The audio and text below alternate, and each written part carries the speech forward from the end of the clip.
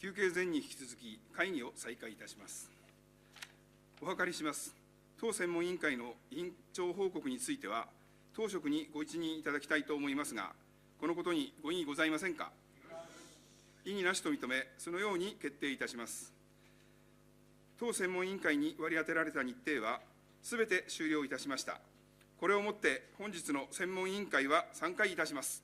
ご起立願います。